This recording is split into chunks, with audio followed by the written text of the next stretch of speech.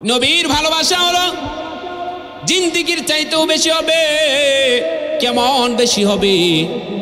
আল্লাহর নবীর সাহাবী হযরতে উমর আল্লাহর নবীকে এই কথা বলার পর এবার হযরতে উমর ডাক দেয়, কই নবী গো, আমি আমার জীবনের চাইতে দুনিয়ার সমস্ত মানুষের চাইতেও আপনাকে বেশি ভালোবাসি।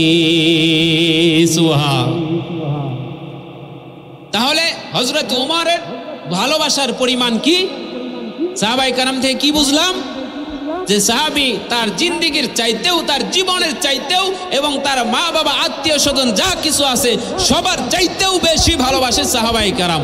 এই জন্যই তো একজন সাহাবী আদনা থেকে একজন আদনা সাহাবীর আমল যদি এক পাল্লায় রাখা হয় আর আমার আপনার জিন্দেগির পুরা দুনিয়ার সমস্ত মানুষের আমল যদি এক পাল্লায় রাখা হয় আর ভালোবাসাগুলো যদি এক পাল্লায় রাখা হয়, তবু আমার নবীর একজন আদনা থেকে আদনা সাহাবীর ভালোবাসার সমান হবে না। ঠিক না বেঠিক? আমি আপনি কি ভালোবাসি? আমি আপনি মুখের ভালোবাসি, আমি মুখের বলি এগুলা, আমি কাজে দেখাইতে হবে যে আমি কতটুকু আমার নবীকে ভালোবাসি। ক্লিন শেভ করে লাভ দিয়ে দাঁড়িয়ে বলবেন যে আমি নবীকে ভালোবাসি, নবীর আশিক। আরেকজন খুব সুন্দর নবীর সুন্নাতটা পরিপূর্ণ গায়ের মধ্যে জড়ানো, যিনি এক উক্ত নামাজ কাজা করে না, আপনি তাকে বলবেন নবীর দুশমন, তাহলে বোঝা গেল ডাল মে কুচ কালা হ্যায়। তাহলে বোঝা গেল তার মধ্যে ভেজাল আছে। যার ভিতরে নবীর সুন্নত নাই, কারে কারে বিড়ি টানে আর আমরা নবীর আসে, আর যে নবীর সুন্নত অনুসরণ করে চলে, নবীর হাদিসগুলো পড়ে পড়ে এগুলো আমল করার চেষ্টা করে, নামাজ কাজা করে না, আমার নবী যা বলছে সেগুলো করার চেষ্টা করে, তাদেরকে বলবেন দুশমন। তাহলে বোঝা গেল এর ভিতরে ভেজাল আছে। আপনি কখন দাবি করতে পারবেন নবীর আশিক? যখন আপনার ভিতরে নবীর পরিপূর্ণ এ টু জেড সুন্নত থাকবে। ঠিক না বেঠিক? এই জন্য মুসলমান ইমানদার আমার নবীর আশিক হইছে সাহাবায়ে কেরাম। আল্লাহর নবীর ইন্তিকালের খবর মদিনার মধ্যে ছড়ায় গেছে, আল্লাহর নবীর ওফাতের খবরটা মদিনার মধ্যে ছড়ায় গেছে। সাহাবায়ে কেরাম পাগল হয়ে গেছে। হায়রে, যেই নবীর জন্য ঘর ছাড়ছি, যেই নবীর জন্য বাড়ি ছাড়ছি, যেই নবীর জন্য মা বাপ ছাইরা ইসলাম গ্রহণ করছি, যেই নবীর জন্য মক্কা ছাইরা মদিনায় হিজরত করছি, যেই নবীর জন্য নিজের জীবনটা পর্যন্ত দিয়ে দেওয়ার জন্য প্রস্তুত, সেই নবী আজকে দুনিয়ার থেকে বিদায় হয়ে গেছে। সাহাবায়ে কেরামের মধ্যে কান্নার রোল পড়ে গেছে। হায়রে, এমন মায়ার নবী, এমন দরদি নবী। একজন সাহাবী ক্ষেতের মধ্যে কাজ করতেছে, খেজুর বাগানের মধ্যে কাজ করে, হঠাৎ করে আমার পয়গম্বরের ওফাতের কথাটা ওই সাহাবীর কান পর্যন্ত পৌঁছে গেছে।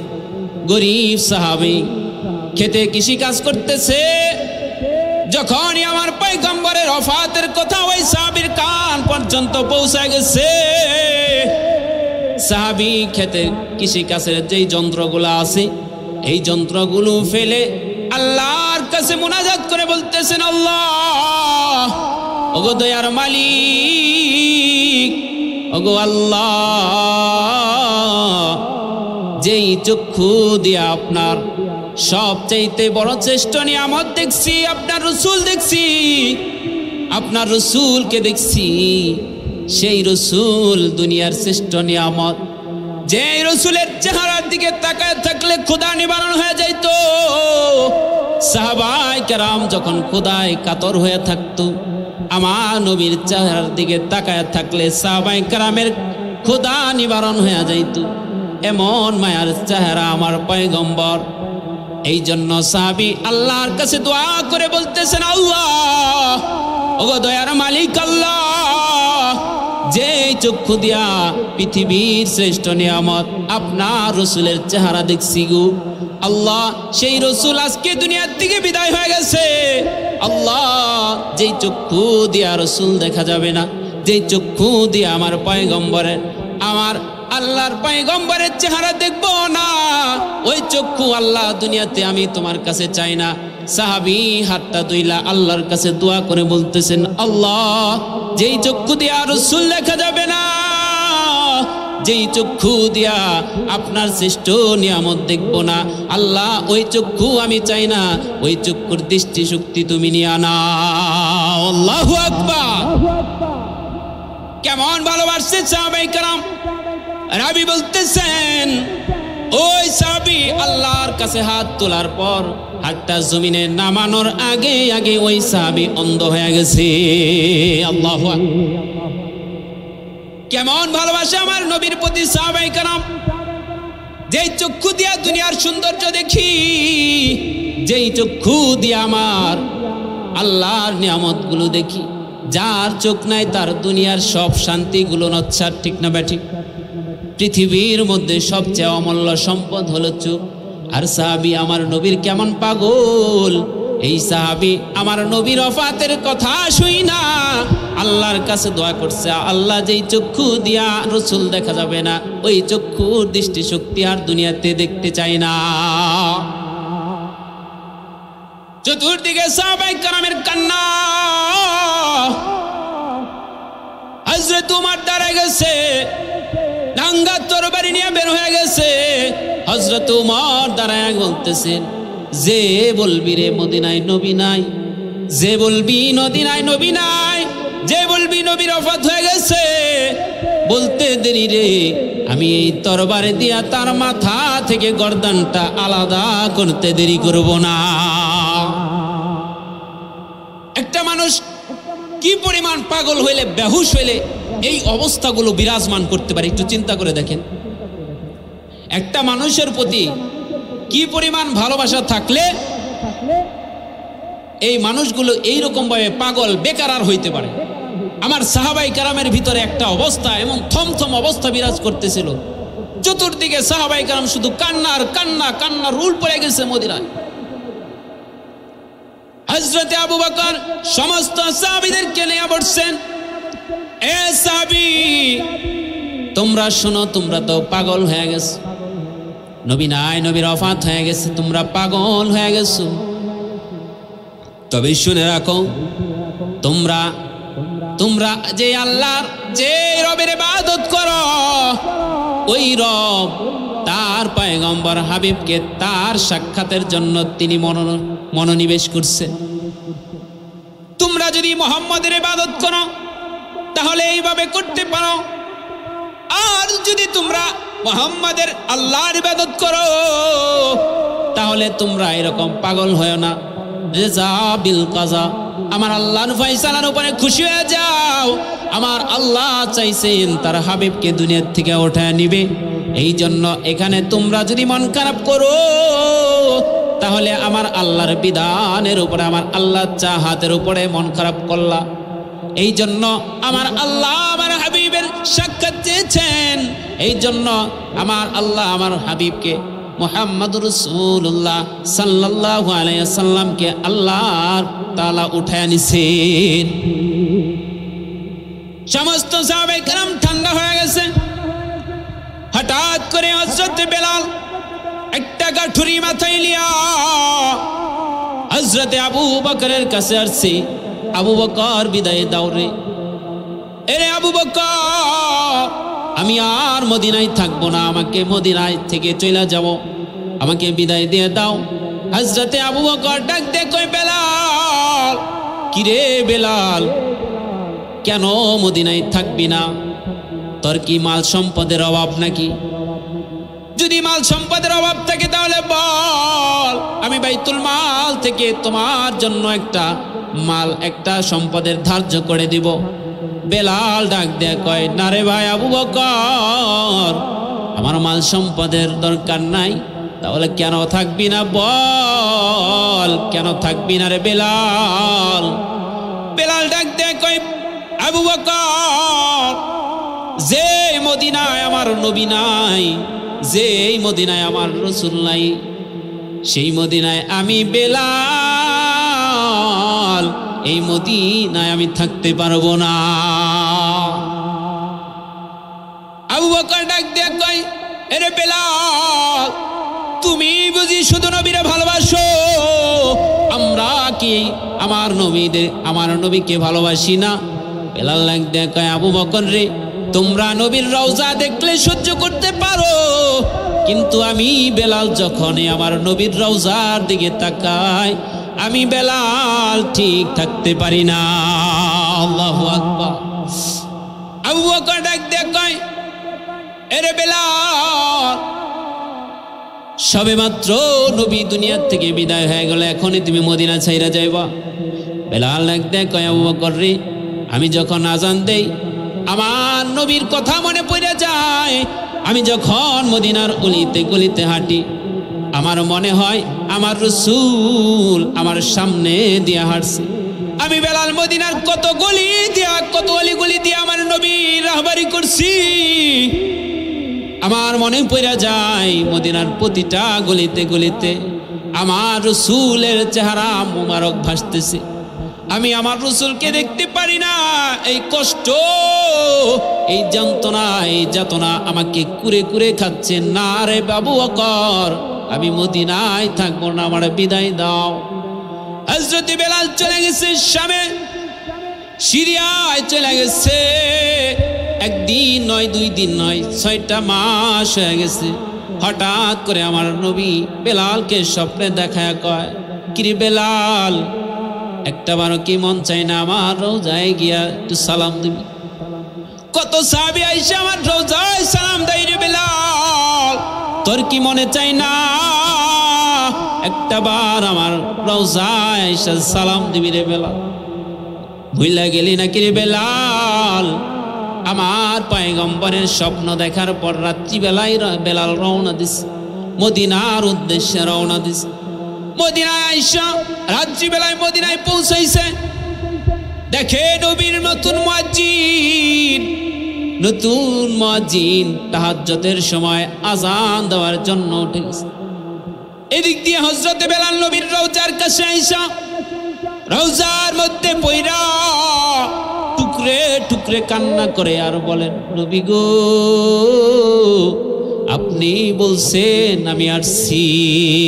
আল্লাহু আকবার। নবী আপনি বলছেন আমি আসছি। নবী গো, আমি মদিনা ছাইরা গেছি, আপনার ভালোবাসার বিরহর বিচ্ছেদ আমি মদিনায় থাইকা সহ্য করতে পারি নাই, এই জন্য মনের কষ্ট নিয়ে মদিনা ছাইরা সিরিয়ায় চলে গেছি। কেমন ভালোবাসা আমার নবীর প্রতি থাকলে এরকম হইতে পারে? নবীর নতুন মুয়াজ্জিন বেলাল আসছে। নবীর মুয়াজ্জিন, নতুন মুয়াজ্জিন আইসা বেলালকে দেখে মদিনার অলিতে গলিতে এলান করে দিলেন, কে কোথায় আছো রে? ও নবীর সাহাবী, হযরতে বেলাল মদিনায় আসছে। মদিনায় আসছে, আবু বকর দৌড়ায় আসছে, ওসমান দৌড়ে আসছে, ওমর আসছে।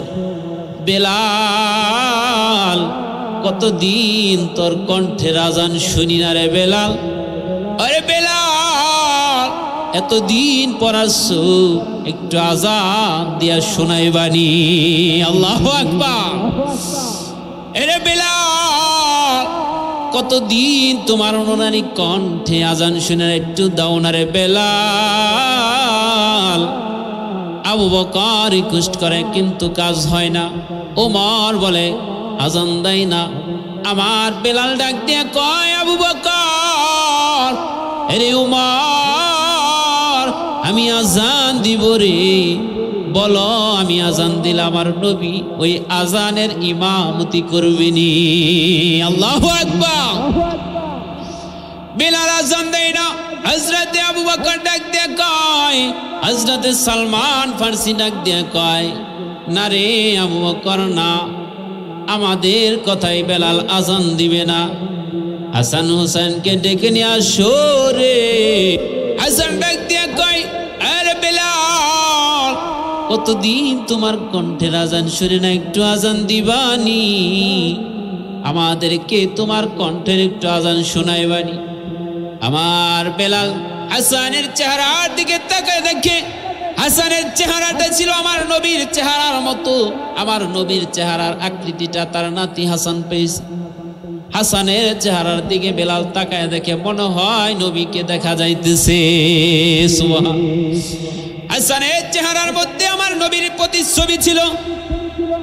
ওই চেহারা দেখে আর বেলাল ঠিক থাকতে পারে না, আজান দেওয়া শুরু করে দিছে। আল্লাহু আকবার, আল্লাহু আকবার, আশহাদু আল্লা ইলাহা ইল্লাল্লাহ, আশহাদু আন্না মুহাম্মাদুর রাসূলুল্লাহ। হযরতে বেলাল যখনই আমার নবীর নামটা আসছে, বেলাল আর ঠিক থাকতে পারে নাই। বেলাল জমিনের মধ্যে পড়ে গেছে, জমিনের মধ্যে বেহুশ হয়ে পড়ে গেছে। বেলাল আর আজান দিতে পারে নাই, কারণ নবীর নামটা জবানে জারি হয়ে গেছে। বেলালের মতো আশিক এই দুনিয়ার জমিনে আর কেউ হবে না। বেলাল একজন কালো সাহাবী ছিল বটে, কিন্তু আমার নবীর মহব্বতের পাত্র ছিল। যে বেলাল দুনিয়াতে হাঁটলে বেলালের পায়ের আওয়াজ আমার পয়গম্বর জান্নাতের মধ্যে শুনতে পায়। আল্লাহু আকবার। এমন একজন সাহাবী বেলাল, কিতাবের মধ্যে আসছে বেলাল আবার যখন সিরিয়া চলে গেছে, আমার নবীর বিরহ বিচ্ছেদের কারণে টুকরে টুকরে তিনি হঠাৎ করে একদিন কলিজা ফেটে দুনিয়া থেকে বিদায় হয়ে গেছে। আমার নবীর সাহাবায়ে কেরাম কেমন আশিক, সাহাবায়ে কেরাম আমার নবীর জন্য নিজের জীবনটা পর্যন্ত দেওয়ার জন্য প্রস্তুত ছিল। আমি আর আপনি আমার নবীর জন্য কতটুকু আসে, আমি আর আপনি আমার নবীর জন্য কতটুকু পাগল হয়েছে। পাগল তো মুখে, পাগল কিসে? মুখে, কাজে নাই। এই জন্য নবীর প্রকৃত আশিক কারা দাবি করবে? যাদের ভিতরে আমার নবীর সুন্নত আছে এবং আমার নবীর প্রতি প্রকৃত ভালোবাসা আছে। আমি আপনি যদি আমার নবীর প্রতি প্রকৃত ভালোবাসা প্রদর্শন করতে পারি, তাহলে আমার নবীও আপনার প্রতি ভালোবাসা প্রদর্শন করবে, ঠিক না বেটি? আমি আর আপনি আমার নবীর পাগল হইতে পারি না। আমি যদি আর আপনি যদি আমার নবীর প্রকৃত পাগল হইতাম, তাহলে স্বপ্ন জেগে আমার নবী আমার সাথে সাক্ষাৎ দিতেন কি দিতেন না? যারা আমার নবীর প্রতি প্রকৃত ভালোবাসা দেখাইছেন, তারা ঠিকই আমার নবীর দর্শন লাভ করছে, ঠিক না বেটি? অনেক আল্লাহর নবীর পাগল আছে যারা স্বপ্ন জেগে নবীর সাথে সাক্ষাৎ করে, কিন্তু আমি আর আপনি বদনসিব, এই চক্ষু দিয়ে আমার নবীকে দেখতে পারবো না, কারণ এই চক্ষুটা আমি আর আপনি নাপাক করে ফেলছি। আমি আর আপনি নাপাক করে ফেলছি। যদি এই চক্ষুটা আমার আপনার পবিত্র থাকতো, এই পবিত্র চক্ষু নিয়ে যদি আর বলতাম আল্লাহ রাত্রিবেলায় স্বপ্ন জেগে তোমার হাবিবের দর্শন আমাকে দেখায়, অবশ্যই অবশ্যই আল্লাহ রসুলের দর্শন আমাদের মিলত। কিন্তু হয় না কেন? হয় না তো নবীর আগে সুন্নত অনুসরণ করতে হবে, তারপরে না ভালোবাসা। এই জন্য আমি আর আপনি যদি আমার নবীকে ভালোবাসি, তাহলে আমার নবীও আপনাকে ভালোবাসবে। কেমনে ভালোবাসবেন? আল্লাহর নবীর সাহাবী, একজন সাহাবী তলহা রাদিয়াল্লাহু তাআলা আনহু, হযরত বারা ইবনে তলহা, হযরত তলহা ইবনে বারা, অর্থাৎ তার বাবার নাম হলো বারা আর ছেলের নাম হলো তলহা। এই তলহা আল্লাহর নবীর ভালোবাসার কেমন আশিক ছিল, অল্প সময়ের মধ্যে শুধু আপনাকে এই মেসেজটা দিয়ে ইনশাআল্লাহ আমার আলোচনা সংক্ষিপ্ত করার চেষ্টা করব। ওমা তাওফিক ইল্লা বিল্লাহ। হযরতে তলহা রাদিয়াল্লাহু তাআলা আনহু তার বাবা হযরতে বারার সাথে নবীজি যখন মক্কা থেকে হিজরত করে মদিনায় আসছে, বিভিন্ন সাহাবায়ে কেরাম নবীজির সাক্ষাতে আসছেন, নবীজির দর্শনে আসতেন, নবীজি তাদেরকে নসিহত করতেন, এই নসিহত অনুযায়ী তারা জীবন পরিচালনা করতেন। এই হিসেবে হযরতে বারা রাদিয়াল্লাহু তাআলা আনহু নবীজির কাছে আসার পর নবীজির কথা শুনে নবীজির কাছে কালিমা পড়ে মুসলমান হয়ে গেছে। সুবহান। এরপরে নবীজির দরবারে মাঝে মাঝে আসে যায় এবং তার একটা ছোট ছেলে, বাচ্চা ছেলে, নাবালেগ ছেলে হযরত তলহা, তাকেও নিয়ে আসে। যেমন আপনারা মাহফিলে আসছেন, অনেকের নাতি নিয়ে আসছেন, অনেকের ছেলে পেলে নিয়ে আসছেন না, ওয়াজ শোনার জন্য আসছেন না, অনেকে ছোট ছোট বাচ্চাদেরকে নিয়ে আসেন। এইরকম ভাবে নবীজি এরকম মজলিস করতেন। এই মজলিসের মধ্যে হযরতে বারা রাদিয়াল্লাহু তাআলা আনহু তার যে ছোট সন্তানটা হযরতে তলহা রাদিয়াল্লাহু তাআলা আনহু তাকে নিয়ে আসছেন এবং নবীজির কথাগুলো খুব মনোযোগ সহকারে শুনে।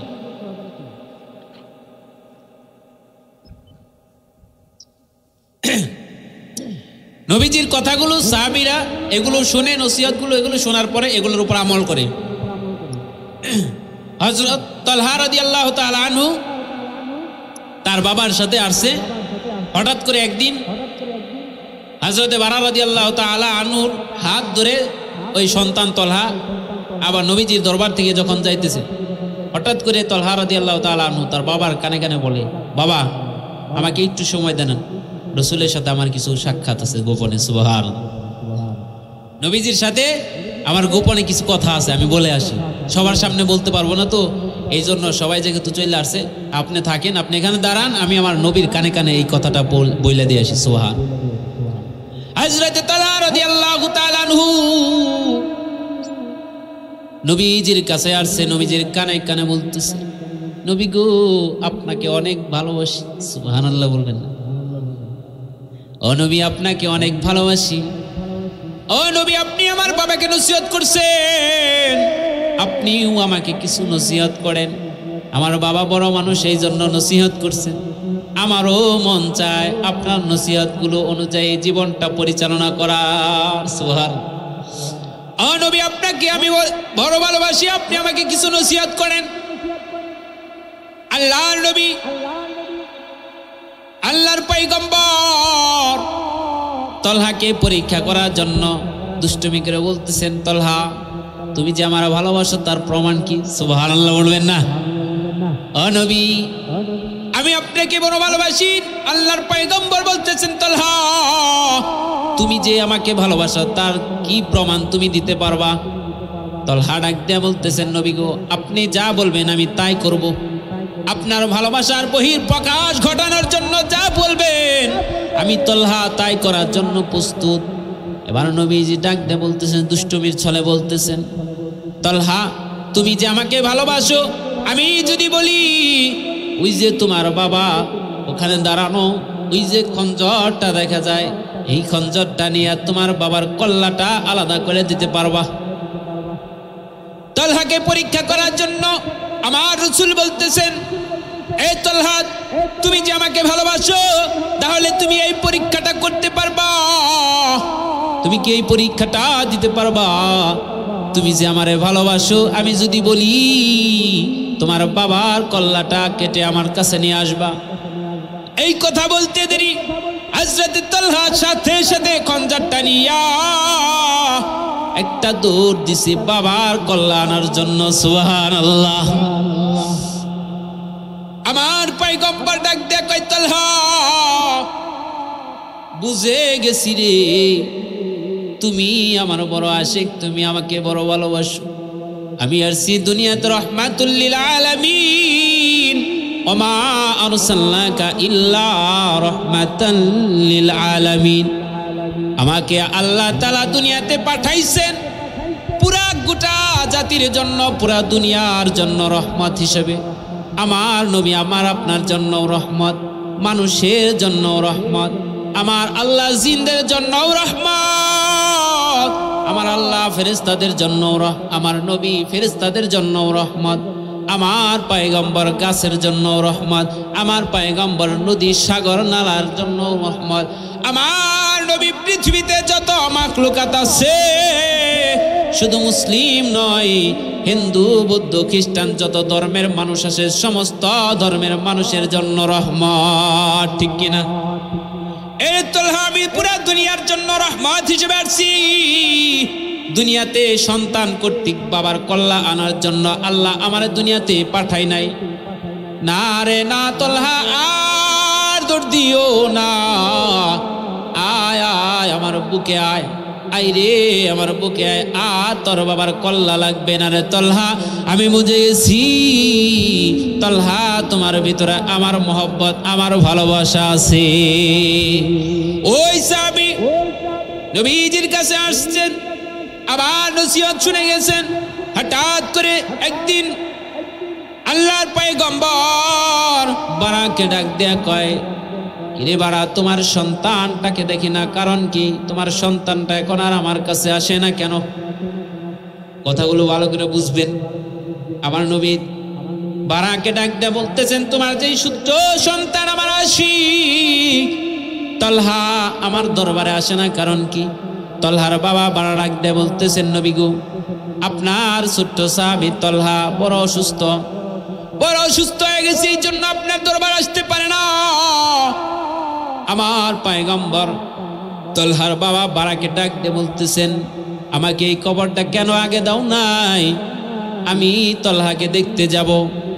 আমার পয়গম্বর কেমন আশিক হয়েছেন একজন ছোট্ট সাহাবী, একটু চিন্তা করে দেখেন কেমন আশিক। সমস্ত সাহাবায়ে কেরাম আমার নবীর কাছে দৌড়ে আসছে পাগলের মতো আমার নবীর চেহারাটা দেখার জন্য। আর আমার নবী কেমন আশিক হইছেন, একজন ছোট্ট সাহাবীকে দেখার জন্য আমার নবী নিজে স্বয়ং যাবে। সুবহানাল্লাহ।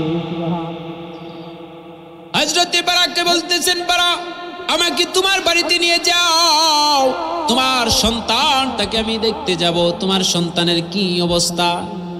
আমার পয়গম্বর গভীর রাত্রিতে কাফেরদের চোখগুলো ফাঁকি দিয়া তলহার বাড়িতে যাইয়া তলহা দেখে বড় অসুস্থ, জ্বরে আক্রান্ত, কাতর বিছানার মধ্যে শোয়া। তলহার মাথায় পয়গম্বর হাতটা বুলায়া তলহার মাকে ডাক দিয়ে কয়, তলহা রে,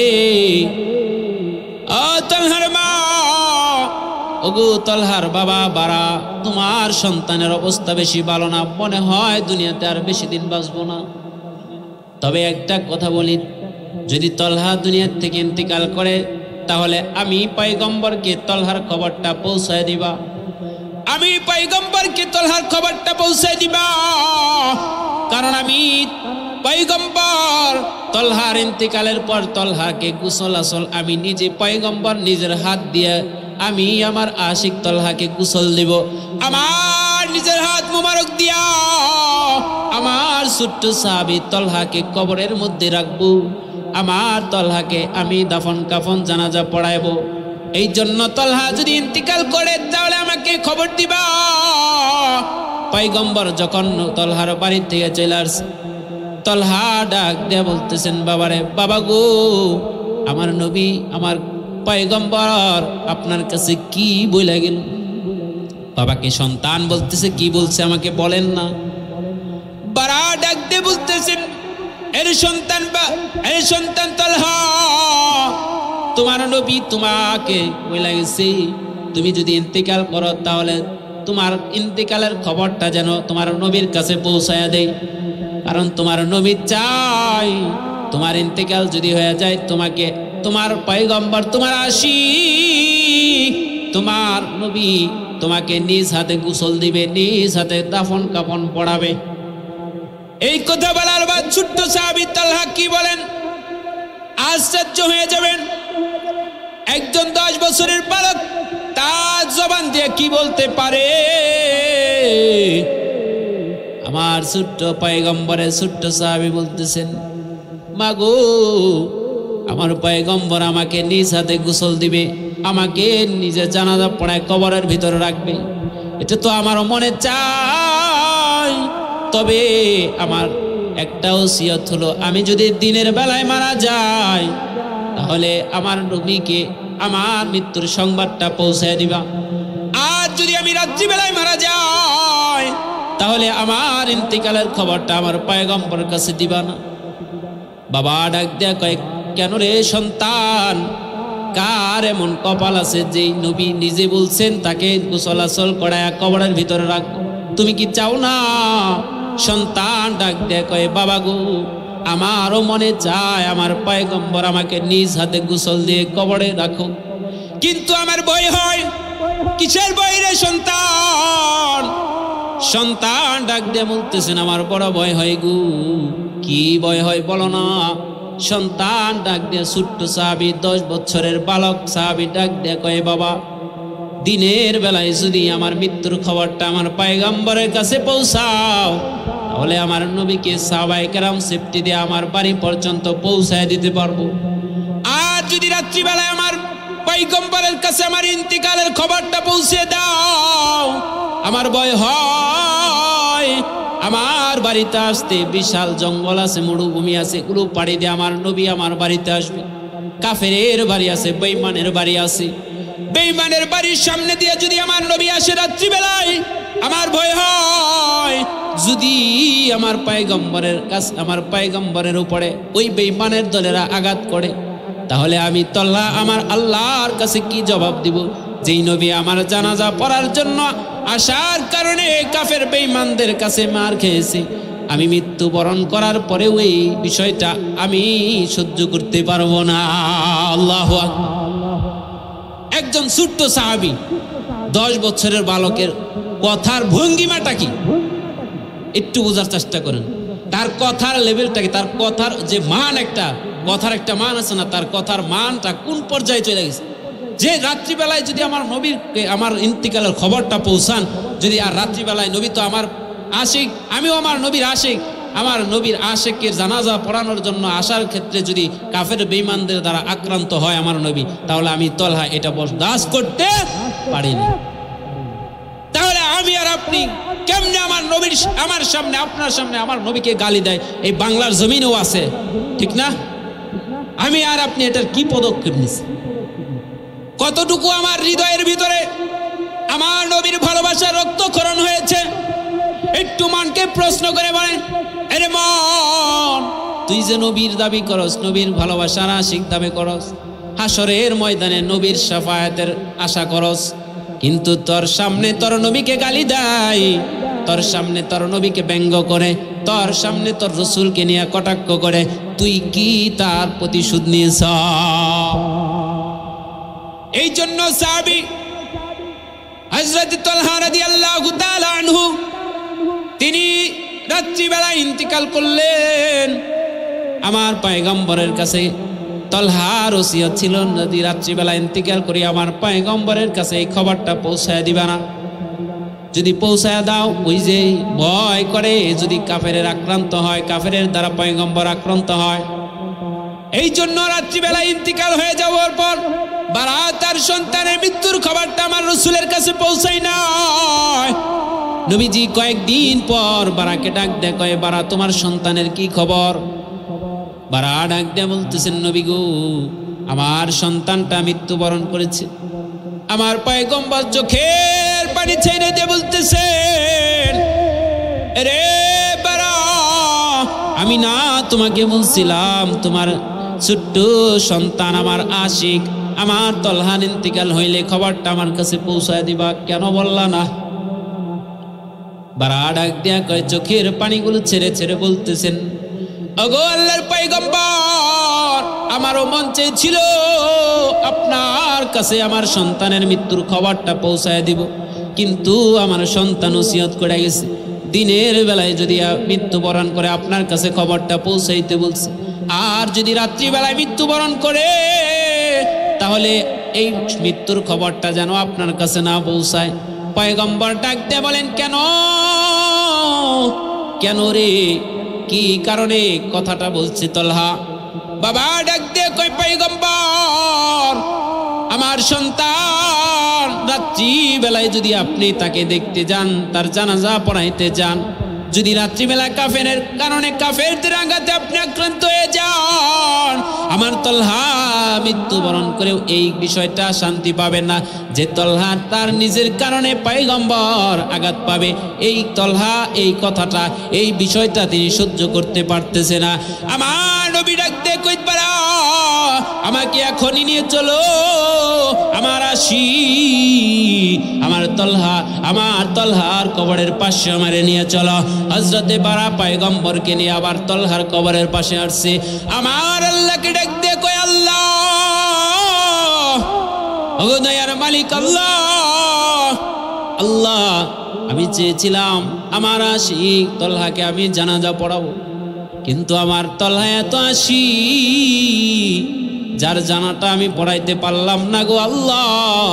আমি তলহাকে ভালোবাসি আল্লাহ, কাল কিয়ামতের ময়দানে আয় আল্লাহ, আমি চাই আমার তলহা যাতে আপনার দিকে তাকায় তাকায় হাসে, আর আপনি আল্লাহ আমার তলহার দিকে তাকায় তাকায় হাসেন। আল্লাহু আকবার। একটু চিন্তা করেন তো দেখি, এবার একটু বুঝবার চেষ্টা করেন যে একজন ছোট্ট বালক সাহাবী, তার ভিতরে যেই ভালোবাসা আছে, পুরা পুরা গোটা দুনিয়ার সমস্ত মানুষের ভালোবাসাও যদি একত্রিত করা হয় একজন ছোট্ট সাহাবী তলহার ভালোবাসার সমান হবে? হবে? তাহলে আমাদের নবীকে ভালোবাসার মডেল হলো আমাদের সাহাবায়ে কেরাম, ঠিক না বেঠিক? আমার নবীর ভালোবাসার মডেল হলো আমার নবীর সাহাবায়ে কেরাম। পৃথিবীতে আজ পর্যন্ত আমার নবীকে আমার নবীর সাহাবীর থেকে কেউ বেশি ভালোবাসতে পারেনি। ওই নবীর শাফায়াত দরকার আছে না নাই? আছে না?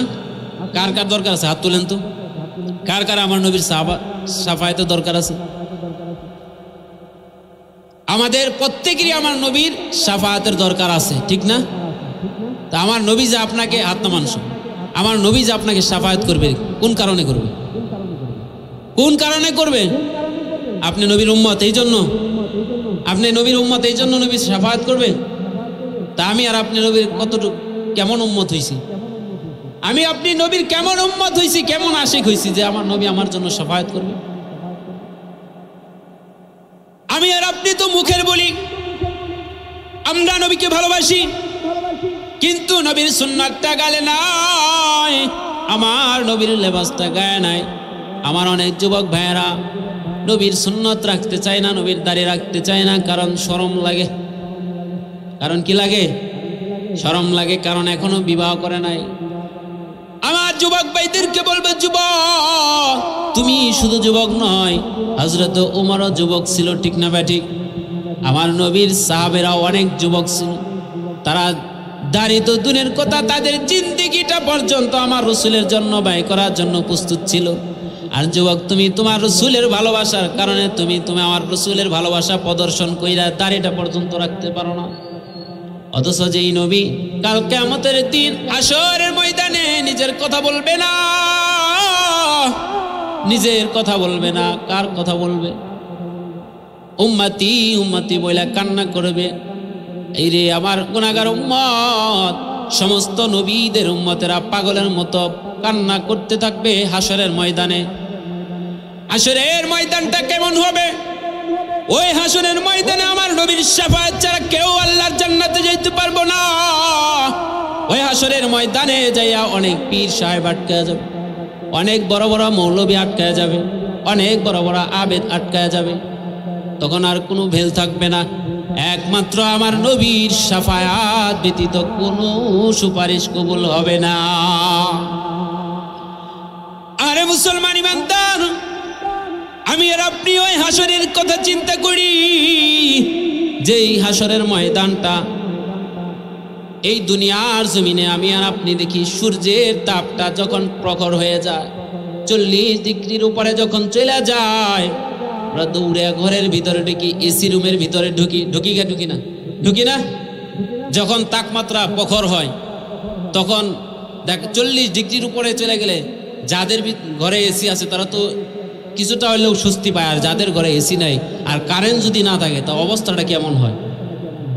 আর এই অবস্থা শুধু আমাদের বাংলাদেশের, আর যারা মরুভূমিতে থাকে সৌদি আরব, দুবাই, এই অঞ্চলগুলো, এই দেশগুলোর ভিতরে তো বালু জমি, রৌদ্র যখন প্রখর হয় বালি আগুনের মতো গরম হয়ে যায়, তাহলে তাদের গরমের তাপমাত্রাটা কেমন হইতে পারে? আরে মুসলমান ইমানদার, পৃথিবীর থেকে সূর্যটা 9,30,00,000 মাইল দূরে, আর ওই 9,30,00,000 মাইল দূর থেকে সূর্যটা তাপ দেয়।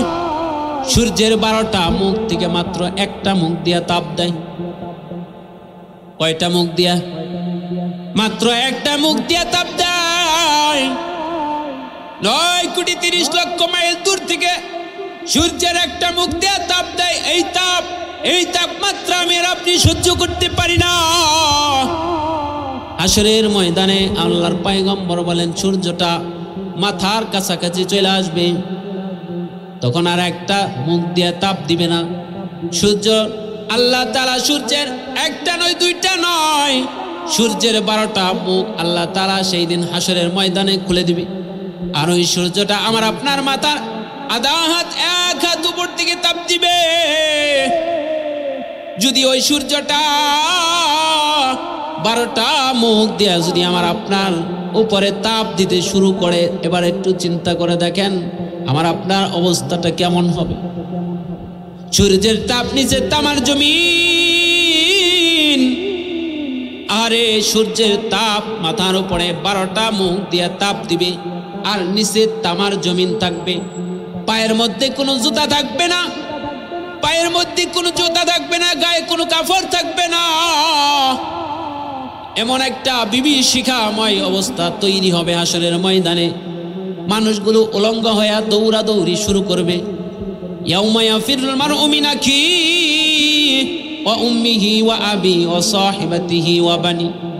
আল্লাহর কোরআন বলে ইয়াউমা ইয়াফিরুল মারউ মিন আখিহি, এরে দুনিয়ার মানুষ, তুমি যেই বাবাকে যেই মাকে আপন মনে করতেছো, হাসরের ময়দানে ওই মা ওই বাবাও তোমার শত্রু হয়ে যাবে। ইয়াউমা ইয়াফিরুল মারউ মিন আখিহি, তুমি তোমার ভাইকে যত আপন মনে করতেছো, হাসরের ময়দানে তুমি তোমার ভাইয়ের কাছে যা বলবা, ভাই রে জিন্দেগিতে দুনিয়াতে কত আদর যত্ন কইরা বড় করছো, মাথার গাম পায়ে ফেলে মানুষ করছো, নিজের জীবনের চাইতেও বেশি ভালোবাসছো, আজকে হাসরের ময়দানে মাত্র একটা নেকির কারণে আটকায় গেছি, জান্নাতে যাইবার পারি না। ভাই বলবে, কিরে আমি তোরে চিনি না, কে তুই আমার ভাই? হাসরের ময়দানে একটা নেকির জন্য আপনার ভাইয়ের কাছে যাবেন, ভাই আপনাকে চিনবে না। ওয়া উম্মিহি ওয়া আবি, আপনার বাবা আপনার সন্তানের পরিচয় দিবে না। যেই বাবা নিজের জীবনের চাইতে সন্তানটাকে ভালোবাসছে, যেই বাবা নিজের কথা কোনোদিন ভাবে নাই, যেই বাবাটা নিজে জানটা বিসর্জন দিয়া সন্তানকে মানুষ করছে, ঠিক না বা ঠিক? এত ভালোবাসা দিয়ে এত মহব্বত করে সন্তানের গায়ে কোনোদিন ফুলের টুকাটা পর্যন্ত লাগতে দেয় নাই, সন্তানের কোনোদিন কষ্ট করতে দেয় নাই, নিজে কষ্ট করছে, নিজে পুরান জামাটা পরছে, সিরা জামাটা পইরা সন্তানটাকে ঈদের দিনে নতুন জামা কিনা দিছে, ঠিক না বেটি? এত মহব্বত করে এত মায়া করে এত ভালোবেসে সন্তানটাকে বড় করছে, ওই বাবা মাও হাসরের ময়দানে সন্তানের পরিচয় দিবে না। আল্লাহর কোরআন বলে ইয়াউমা ফিরুল মারউ মিন আখিহি ওয়া উম্মিহি ওয়া আবি ওয়া উম্মিহি ওয়া আবি, তোমার মা তোমার বাবা তোমার থেকে পলায়ন করবে। ওয়া সাহিবাতিহি, তোমার বন্ধু বান্ধব, যেই বন্ধুর লিগে নামাজ ত্যাগ করছো, যেই বন্ধুর এই খুশি করার জন্য কত খারাপ কাজ করছো, যেই বন্ধুরে খুশি করার জন্য নিশার পুতলাটা বন্ধুর কাছে নিয়ে দিস, ওই বন্ধুটাও হাসরের ময়দানে তোমার কোনো কাজে আসবে না। সবাই পর হয়ে যাবে, কেউ তোমার আপন না। হাসরের ময়দানে একমাত্র আপন হবে তোমার আল্লাহ, একমাত্র হাসরের ময়দানে আপন হবে তোমার নবী সরকারে দু আলম পয়গম্বর নবী মুহাম্মদ রাসূলুল্লাহ সাল্লাল্লাহু আলাইহি ওয়াসাল্লাম ব্যতীত কেউ তোমার আপন হবে না। সমস্ত নবীদের উম্মতরা পাগল হয়ে যাবে, সমস্ত আদম পয়গম্বরের উম্মতরা আদমের কাছে যাবে, আদমকে বলবে, ও পয়গম্বর, আল্লাহর নবী আজকে বিপদে পড়ে গেছি, আল্লাহর কাছে সুপারিশ করেন না জান্নাতে যাওয়ার জন্য। আদম বলবে, না রে না, আজকে হাসরের ময়দানে আমি আদম নয়, আজকে হাসরের ময়দানে একমাত্র বাচ্চা হলো মুহাম্মদুর রাসূলুল্লাহ সাল্লাল্লাহু আলাইহি ওয়াসাল্লাম। যাও তার কাছে যাও, যতক্ষণ পর্যন্ত নবী মুহাম্মদুর রাসূলুল্লাহ সাল্লাল্লাহু আলাইহি ওয়াসাল্লাম সুপারিশ না করবে, ততক্ষণ পর্যন্ত কোনো নবী সুপারিশ করার অনুমতি পাবে না।